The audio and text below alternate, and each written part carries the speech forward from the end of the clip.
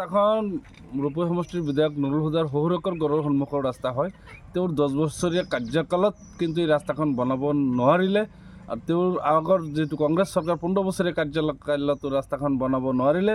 অসমৰ মাননীয় মুখ্যমন্ত্ৰীৰ নেতৃত্বত মিত্ৰজোঁট চৰকাৰে ৰাস্তাখন মানে মঞ্জুৰি প্ৰদান কৰিলে আৰু যোৱাকালি অতি দুখৰ বিষয়, যোৱাকালি তেওঁ এই ৰাস্তাখনৰ কাৰণে কংগ্ৰেছীকৰণ কৰিব বিচাৰিলে। যোৱা কেইদিনমান আগতে আমাৰ মিত্ৰজোঁটৰ কেইজনমান মানুহ অহাৰ দলীয় নেতৃত্ব অহাৰ পিছত তেওঁৰ গা জ্বলি উঠিছে, ধূমকেতুৰ নিচিনা আহি পৰিছে। ইয়াৰ পৰা 80% ভোট পায় তেওঁ, এইখন অঞ্চলৰ পৰা 80% ভোট পায়, কিন্তু তেওঁ কাণ সাৰ নিদিয়ে। গতিকে মই বিভাগীয় কৰ্তৃপক্ষক অনুৰোধ জনাওঁ, ৰাস্তাৰ কামটো ভালকৈ হ'ব লাগিব। আৰু মই শুনা পাইছোঁ বিধায়ক মহোদয়ে বোলে এইটো কণ্ট্ৰেক্টৰক ঠিকা আবণ্টন দিছে। মই সুধিছিলোঁ, আমাৰ মুখ্যমন্ত্ৰীয়ে এটা চাকৰি দিব নোৱাৰে, বিধায়কে কেনেকৈ ঠিকা আবণ্টন দিব?